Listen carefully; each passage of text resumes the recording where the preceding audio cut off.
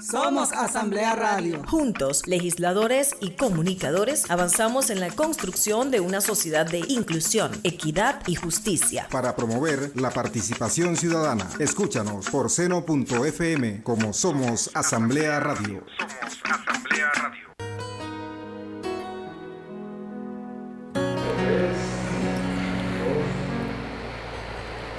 Muy buenos días, usuarios de Somos Asamblea Radio. Una vez más nos encontramos acá en los estudios de esta alternativa comunicacional de la Asamblea Nacional. Agradecemos como siempre a Dios nuestro Padre, a nuestra Madre Naturaleza por darnos una oportunidad más de comunicar nuestras ideas. Y en ese mismo sentido del agradecimiento también recordamos a la persona del presidente de la Asamblea Nacional, de nuestro Poder Legislativo, el doctor Jorge Rodríguez Gómez, y su gestión sostenida a favor de la verdad en Venezuela, legislando para la paz. Agradecemos también a la persona del el primer vicepresidente de la Asamblea, el diputado Pedro Infante, diputado joven, con el cual hemos caminado por las calles de Catia con nuestro hermano Fabio Ancheta y con otros hermanos de los movimientos sociales populares. También recordamos en esta oportunidad la segunda vicepresidencia ahora en la persona de nuestra querida diputada Grecia Colmenares, con quien desarrollamos un programa todos los viernes para los jóvenes de nuestros institutos universitarios a través de las visitas guiadas al Palacio Federal Legislativo para contactarnos con nuestra historia, con la historia insurgente de nuestro Parlamento y mucho más.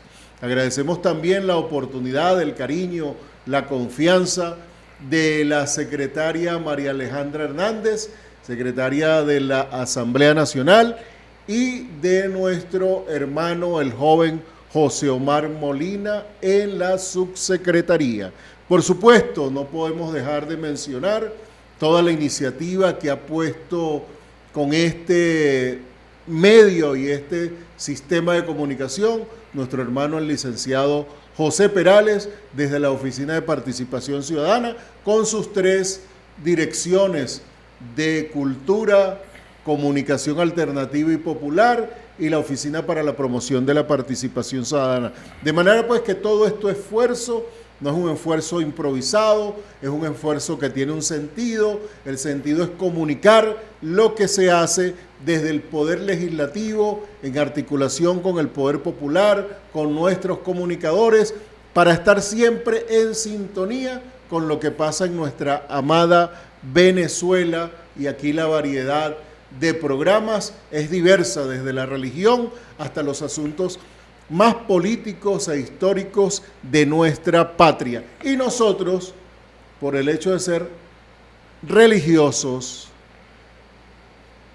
comunicadores alternativos y populares, luchadores sociales y docentes, hemos denominado este espacio para ustedes Cultura, Patrimonio y Espiritual. La cultura, porque la cultura va más allá de las bellas artes, aunque toma las artes en cuenta, porque el movimiento artístico cultural forma parte de este movimiento que nosotros llamamos la Revolución Bolivariana. El patrimonio, porque como nunca antes en la historia de nuestro país, el patrimonio ha sido valorado como ahora lo estamos valorando en el contexto de la democracia participativa y protagónica, y espiritualidad, porque nuestro pueblo es profundamente espiritual, más allá de lo religioso, aunque cabe decir que aunque la religión pudiera ser opio de los pueblos, en el contexto nuestro venezolano, los religiosos y las religiosas del movimiento popular son personas que viven la religión en acción más allá de los muros. Ronald, un saludo muy cordial. Hoy estamos pues próximos a un descanso en este programa, pero en una jornada dura que nos toca con la Semana Mayor. Saludos, bendiciones desde aquí en la Oficina de Participación Ciudadana, en su programa Cultura, Patrimonio y Espiritualidad, un nuevo programa, hoy martes 24 de marzo, recordamos a Monseñor Romero, Arnulfo Romero, el obispo mártir de El Salvador. Y ciertamente, como tú dices, reverendo David, esta semana, ya la semana que viene es la Semana Santa, ¿verdad? Una semana profundamente espiritual, religiosa, donde vamos a ver el patrimonio cultural también de Venezuela, vamos a ver las costumbres de nuestro pueblo, vamos a ver la espiritualidad, sentir la espiritualidad también de cada uno de nuestros feligreses, y una semana para nosotros de trabajo. Mientras los demás descansan, nosotros tenemos que salir a seguir trabajando, digámoslo así, ¿verdad? Nosotros nos seguimos comprometiendo por el reino de Dios en la tierra. Alguien me decía, ¿tú no tomas vacaciones? Y le dije, no, es que cuando ustedes están de vacaciones yo tengo trabajo. Y cuando ustedes trabajan yo sigo trabajando. Nos toca en Navidad y nos toca en Navidad y nos toca en Semana Santa, pero una experiencia muy bonita, ¿verdad? Acompañar al pueblo una vez más en esta Semana Mayor, Semana Santa, ese trido pascual que la gente y las diversas religiones celebramos desde lo que somos, desde lo que hacemos. Pero hoy el día importante recordar a Monseñor Arnulfo Romero, el obispo mártir de Latinoamérica, el obispo mártir de El Salvador, y donde iremos desarrollando algunas pautas de cómo la Iglesia Católica y las diferentes iglesias lo han ido reconociendo, y cómo después de una larga y dura guerra civil que tuvo El Salvador, pues como el obispo mártir Arnulfo Romero, que denunció las irregularidades, fue la voz de los que no tenían voz, fue un profeta que anunció y denunció todas las arbitrariedades que estaban pasando en ese momento en el sistema de gobierno salvadoreño, lo que llevó una guerra de más de 12 años, pues dura, fatídica, y donde, bueno, él fue víctima y fue mártir de esos enfrentamientos que se dieron.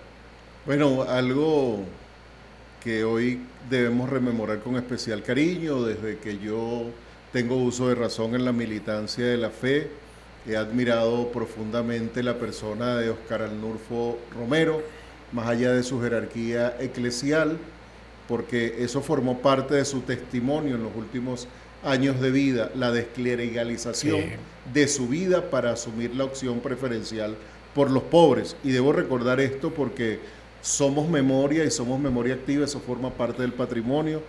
Recuerdo que el 24 de marzo, luego de un 19 de marzo, fue San José, el Padre de Jesús. Siempre esta fecha para nosotros en Altagracia, Orituco, allá en mi pueblo natal, era una fecha muy importante porque nuestro movimiento juvenil se llamaba Monseñor Óscar Arnulfo Romero. Y era precisamente por eso, porque en los grupos de apostolado, en la pastoral de conjunto, con el ver, juzgar y actuar, yo me particularicé por el testimonio de vida de Óscar Arnulfo Romero, y hay unas anécdotas importantes en ese sentido en la vida de uno. Y pues hoy, en este preámbulo a la Semana Mayor, hay mucho de qué hablar, pero vamos a ir a una pausa musical con esa canción que compuso un cantante muy popular que evoca el martirio y la vida de Óscar Arnulfo Romero, y ya regresamos con más de Cultura, Patrimonio y Espiritualidad.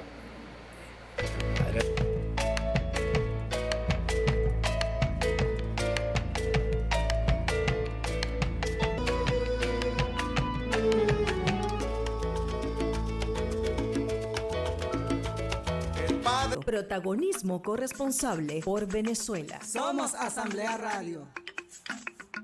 Escúchanos por seno.fm como Somos Asamblea Radio.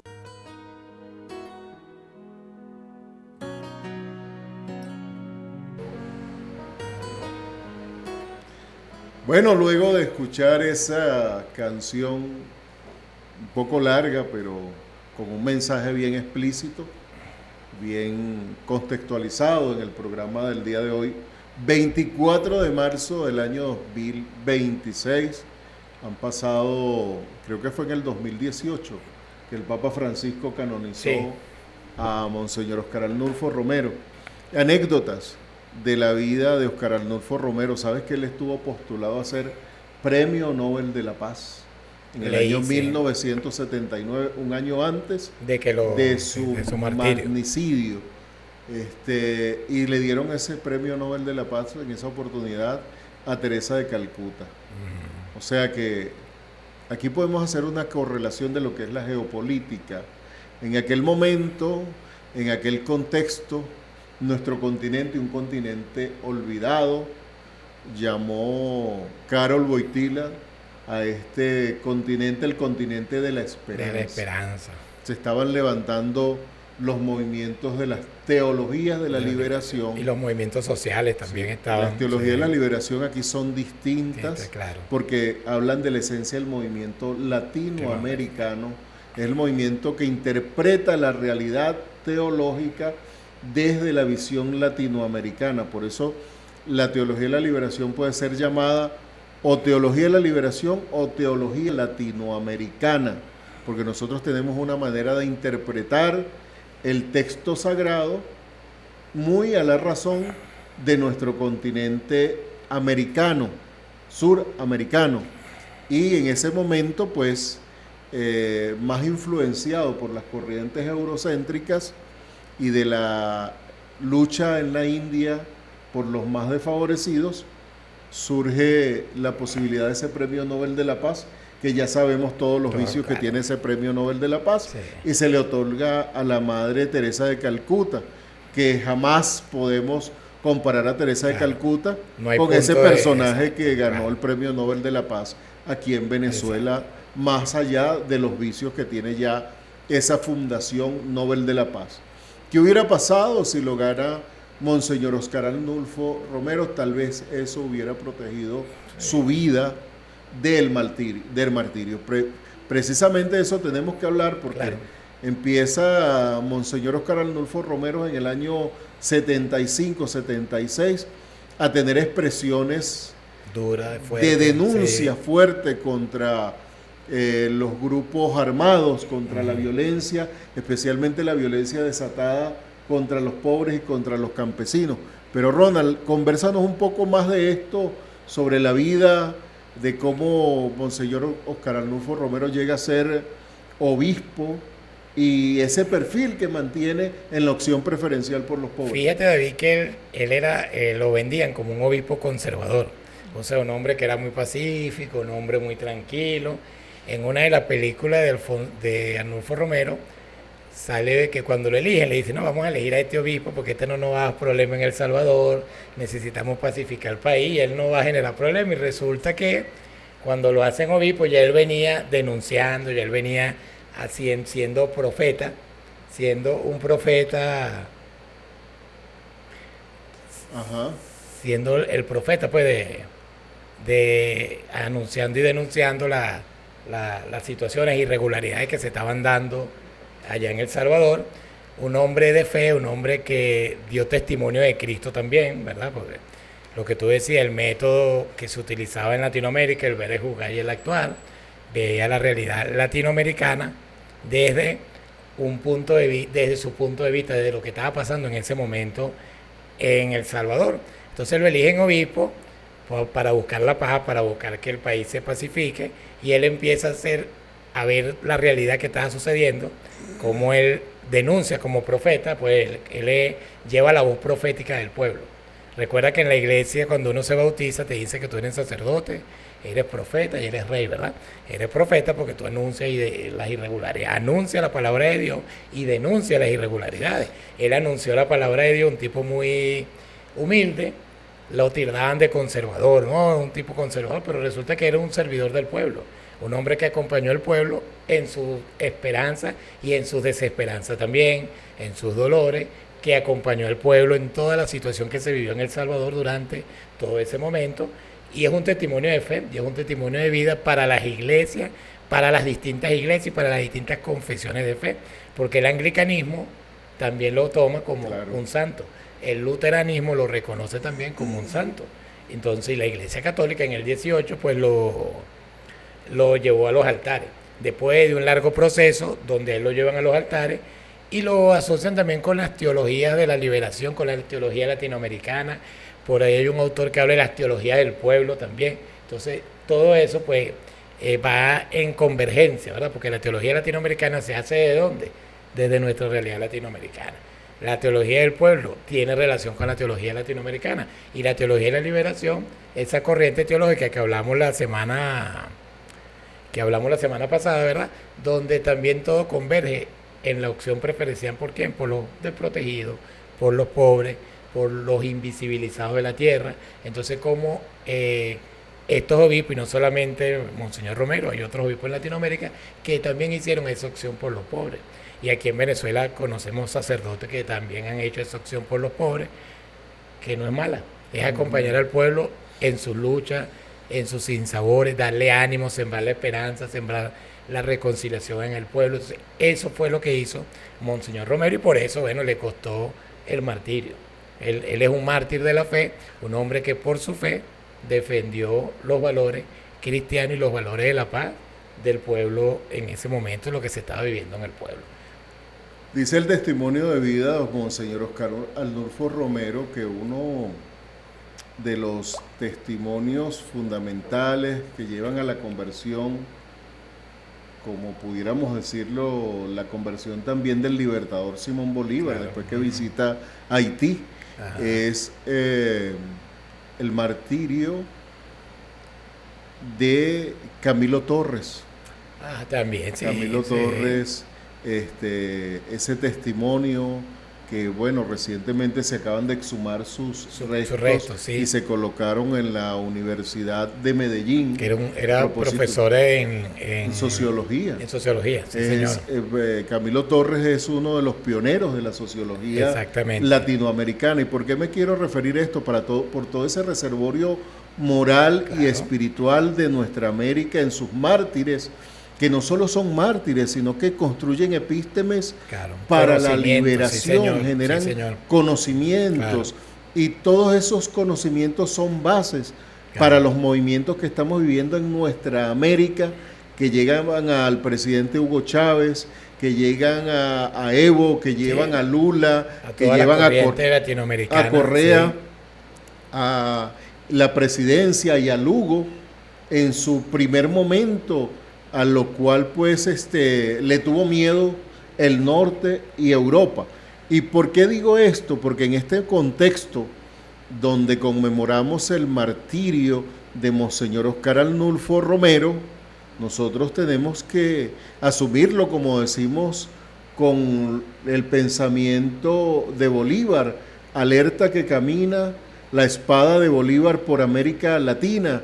Alerta, alerta que camina el pensamiento de nuestros mártires por toda América Latina, porque como lo decía el Che, hoy puedes matar un hombre, pero las ideas nunca mueren, claro, y las ideas no pueden morir, claro, porque nuestra fe no puede descansar hasta desterrar del continente el hambre, la locura, la miseria y el terror. Eso es el mandamiento del amor. Y eso es un canto, claro, de Puebla, ¿no? De Puebla, sí, que habla precisamente de la aspiración nuestra americana de un continente libre en igualdad de condiciones, claro, para sentarse con los hegemones del norte y Europa a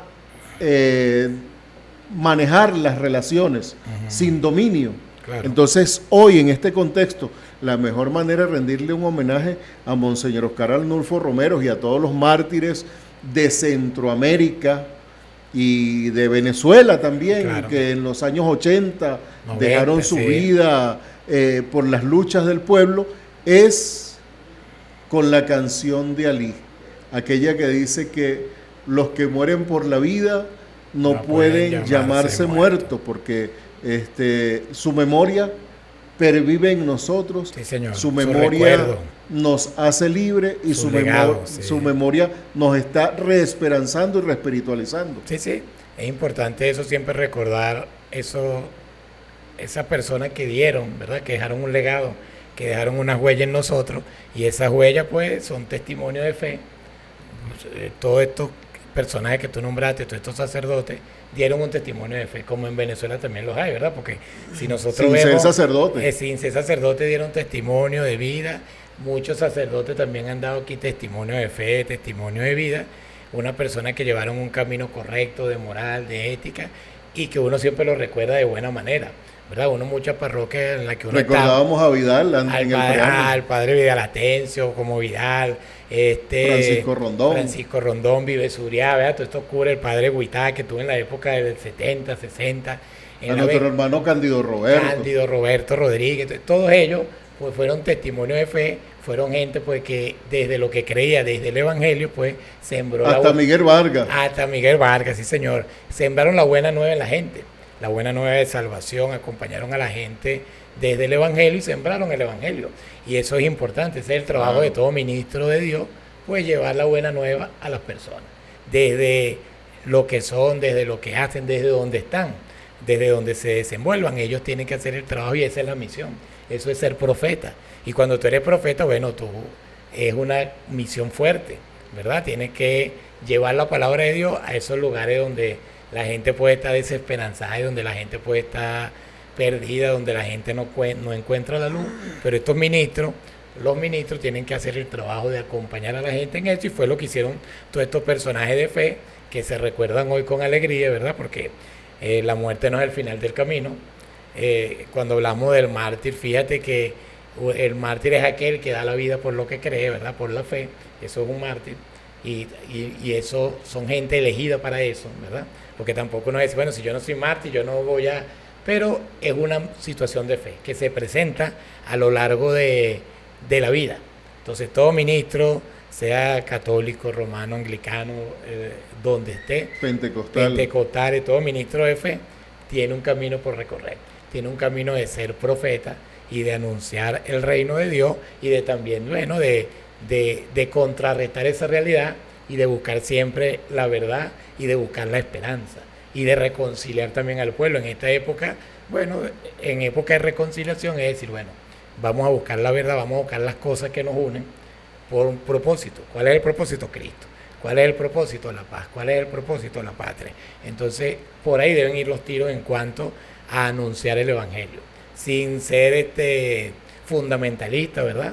Sin ser un fanático de la fe, pero sí llevar siempre la buena nueva de salvación a todos. Y la semana que viene, que empieza la Semana Santa, pues es una época propicia para eso. Vamos a conversar de eso después de la pausa, porque hay una cosa importante para hacerle el preámbulo a la segunda pauta, que es que los que nos consagramos, ministros de cualquier orden, sean pastores, ¿sí? sean sacerdotes de la casta, sean obispos, diáconos, luego que recibimos la sucesión apostólica, nuestra vida cambia, porque ya no soy yo, es Cristo que vive en mí. Claro. Y yo sigo siendo el humano con todas mis fallas y con todos mis pecados, con toda mi inmundicia.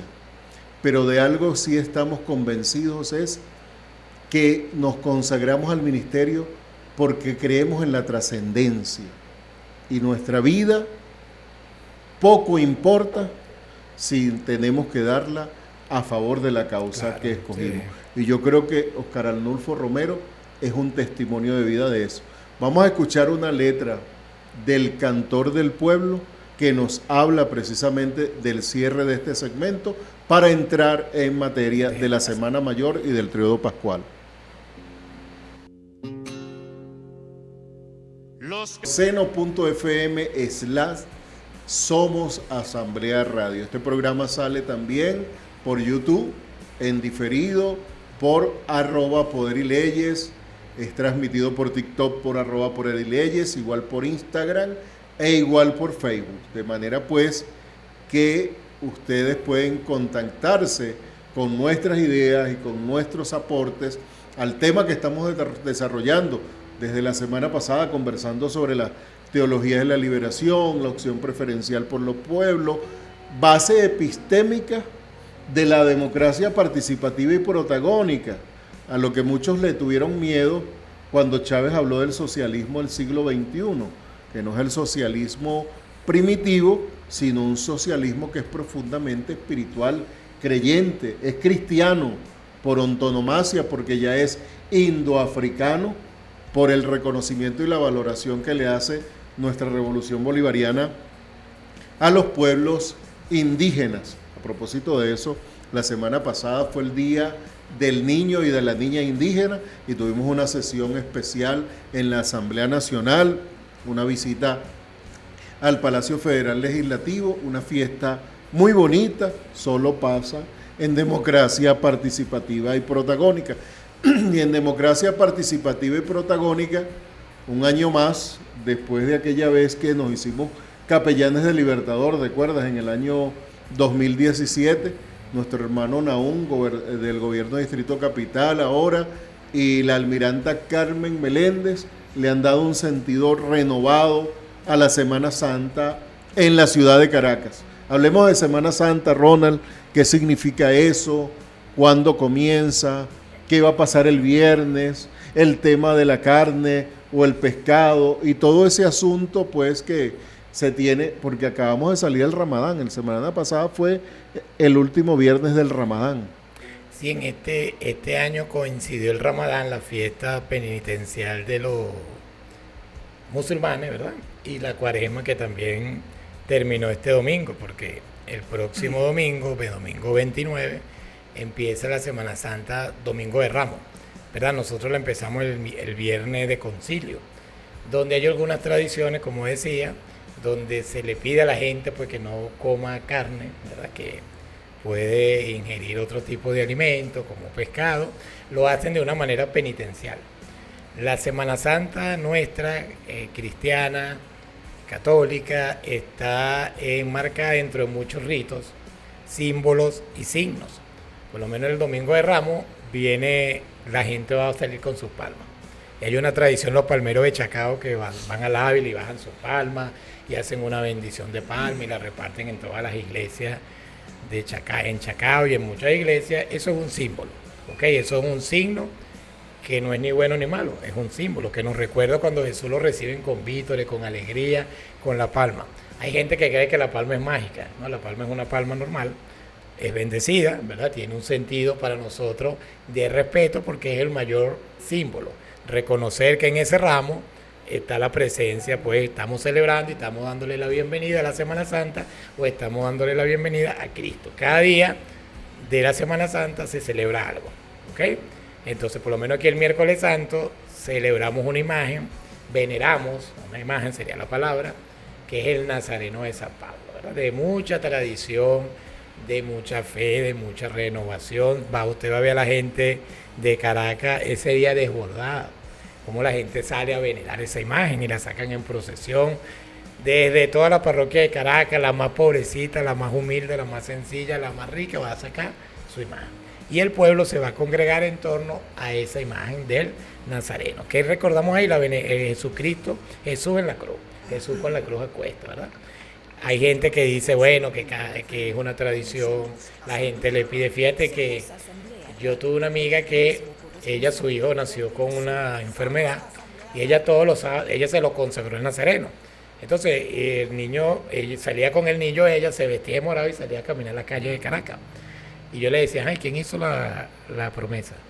Ah, la hice yo. ¿Quién es el que tiene que salir a hacer la promesa? Yo. Pero la hice en nombre de mi hijo, sí, pero tu hijo está pequeño, tú eres la que la tiene que salir. Entonces, ella sale con el hijo a hacer y así sale la gente a pie. Ahí uno ve la expresión de la fe de un pueblo. Lo que siempre hemos dicho en los programas anteriores. Podemos cuestionar todo menos la fe de una gente, menos la fe de un pueblo, porque la fe es como la gente se conecta con esa espiritualidad. Y más allá de los ritos, más allá de la religión, lo importante es la espiritualidad. ¿Qué me dice a mí esa imagen del Nazareno? ¿Qué me dice a mí la palma bendita? ¿Qué me dice a mí el triduo pascual? Que el sentido de la Semana Santa es esa, triduo pascual, pasión, muerte y resurrección. ¿Verdad? Que aquí decimos, bueno, el lunes celebramos Jesús en la columna, el martes humildad y paciencia, el miércoles celebramos el Nazareno, el jueves celebramos la cena pascual, el viernes la crucifixión, pero más allá de todo esto, lo importante es saber que es un acompañamiento, que es un camino y que no debemos quedarnos en la muerte.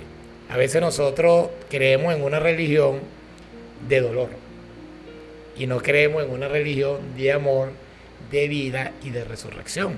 Lo que yo siempre digo, si una religión a usted lo hace esclavo, entonces esa religión no es, porque la religión te tiene que hacer un ser humano completo, integral y libre.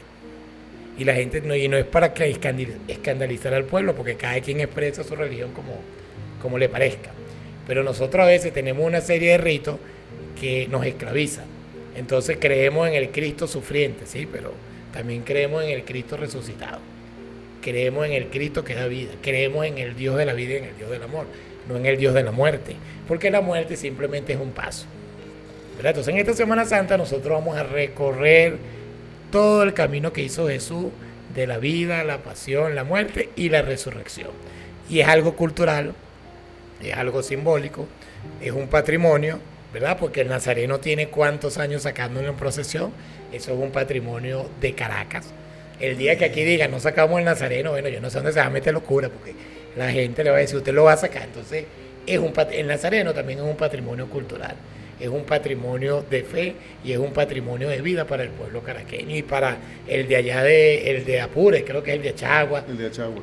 Son patrimonios culturales del pueblo, más allá de la religión, que es importante, de la fe de un pueblo. Esos son patrimonios y que debemos cuidarlo como patrimonio y cuidarlo también como la fe, porque el pueblo acompaña al nazareno y esa es la mayor expresión de fe que nosotros manifestamos en esta Semana Mayor, que la gente le dice Semana Santa, Semana Mayor, Pasión y el Tríodo Pascual. Es la semana para mí de reflexión, de afianzar nuestra espiritualidad, de darnos una nueva oportunidad para ser mejores cristianos, ¿verdad?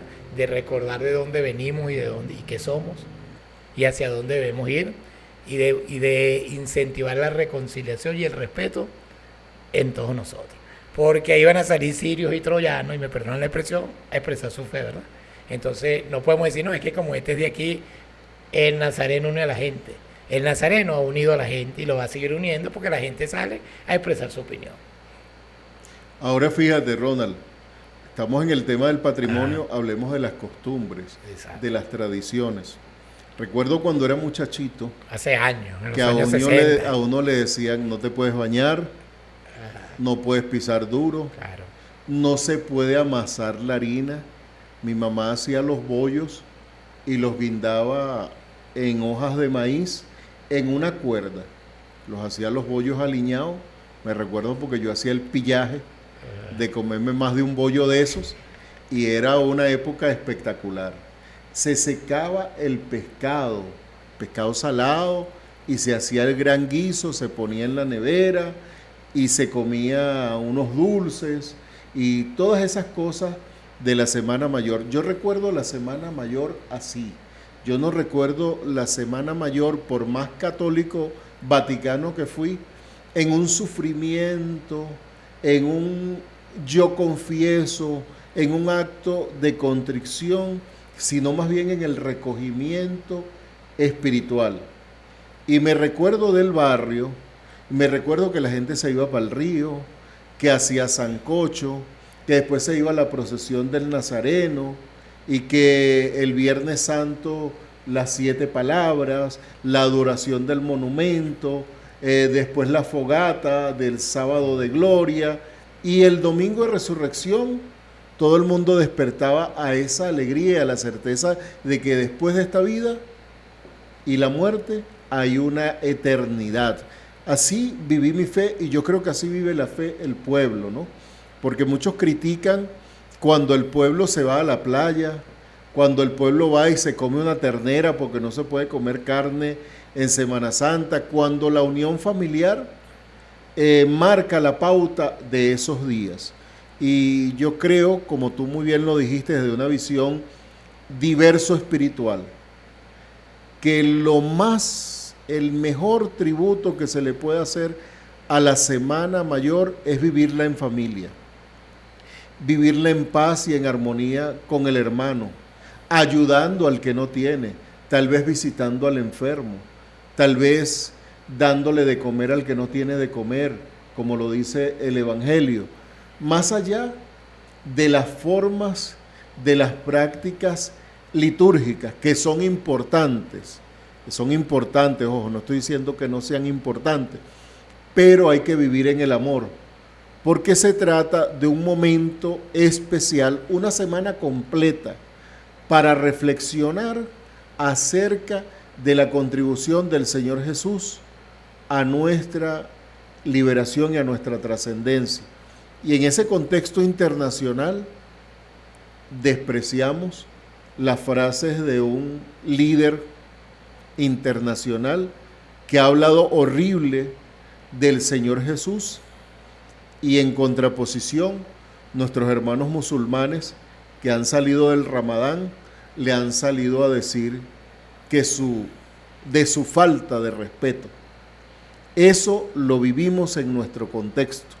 En el contexto mundial, una religión quiere estar por encima de la otra, y lo importante desde acá, desde cultura, patrimonio y espiritualidad, no es la religión, sino la fe del pueblo. Y en este sentido, quiero dejarme iluminar de ese contexto de la fe del pueblo, la cultura y lo que pasa internacionalmente, para hablar de un fenómeno que ocurre aquí en la ciudad de Caracas.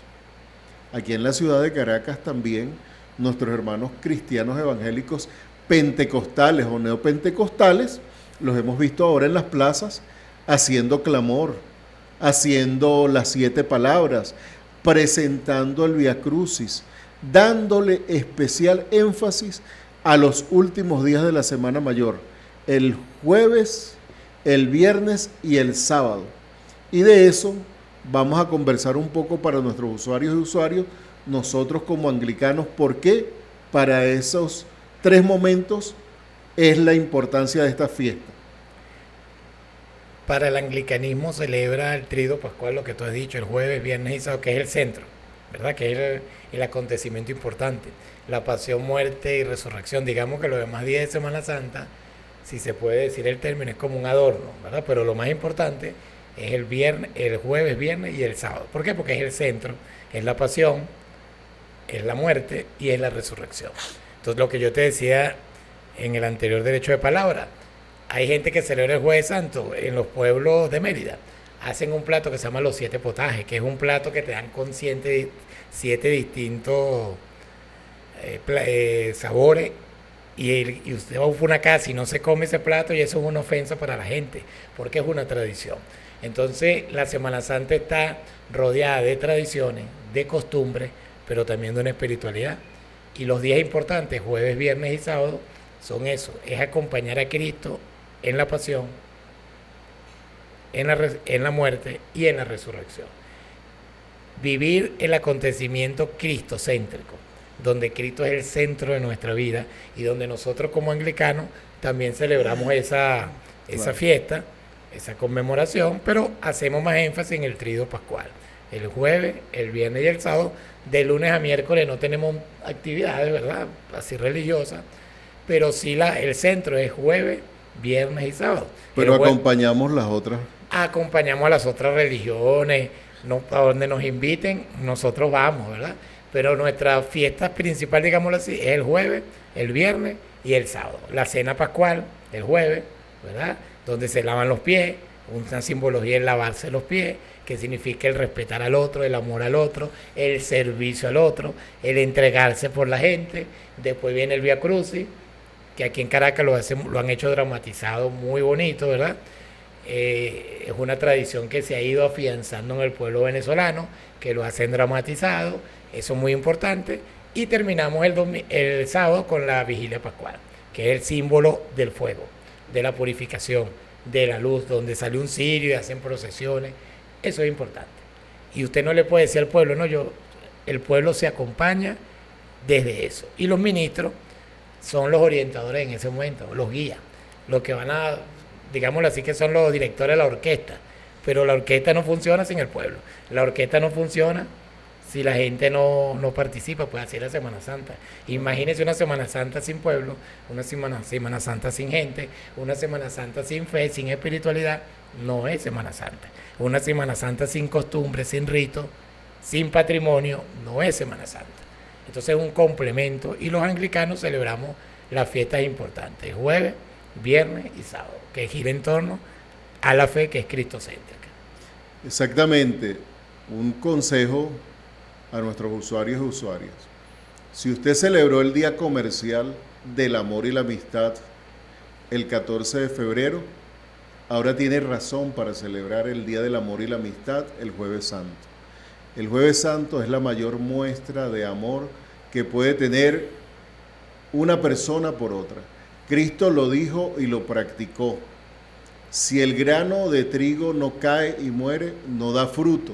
El Señor Jesús entrega su vida, no voluntariamente, no como nos han hecho creer, que Él sabía, que tenía una película en la cabeza, que le decía, usted nace, crece y muere. No, el Señor Jesús, producto de su mensaje de amor, fue traicionado, hubo una conspiración contra Él, que dijeron los religiosos y políticos de su época, y lo condenaron a una muerte de cruz.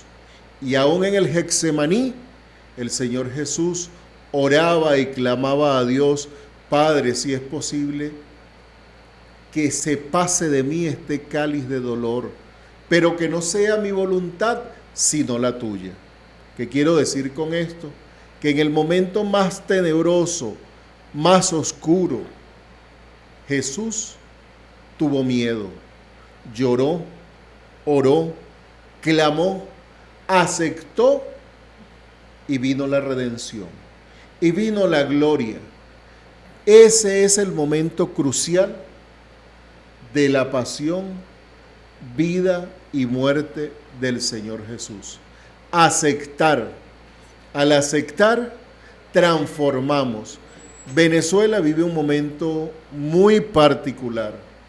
Venezuela desde el mes de enero ha transitado por momentos difíciles. Nosotros somos una nación bendecida por Dios. Ahora que nos acercamos a la Semana Mayor, aprovechemos este momento para generar esa gran transformación de nuestras vidas, en la certeza verdadera. Si el grano de trigo no cae y muere, no da fruto. Cristo lo dijo, Cristo lo practicó y así nos dio la gloria de la resurrección. Un mensaje final. Importante pues vivir el proceso de esta Semana Mayor, de esta Semana Santa, de esta semana de oración, lo que tú decías, reverendo David, acercarnos en la oración, en la reflexión, en el compartir amoroso, ¿verdad? Porque también la Semana Santa es un signo de amor, de esperanza, donde la familia toma un descanso laboral, pero también para estar unidos y no quedarnos en la muerte, sino quedarnos en la trascendencia, en la resurrección y en el amor. Y estamos viviendo un momento difícil en estos tiempos, digamos que estamos viviendo la pasión. Ahorita estamos en el momento de la pasión, pero tenemos que llegar a la luz, que es la resurrección. Y vamos a llegar ahí uniéndonos todos, y vamos a llegar ahí poniendo cada uno nuestro granito de arena, nuestros aportes, desde el amor, desde la solidaridad, desde el perdón, y desde decir que no nos quedamos en la muerte. La muerte no es el final del camino. Estamos en la vida y en la resurrección. Lamentablemente hay gente que se queda en la resurrección, en el Dios de los muertos, y nosotros creemos en un Dios vivo.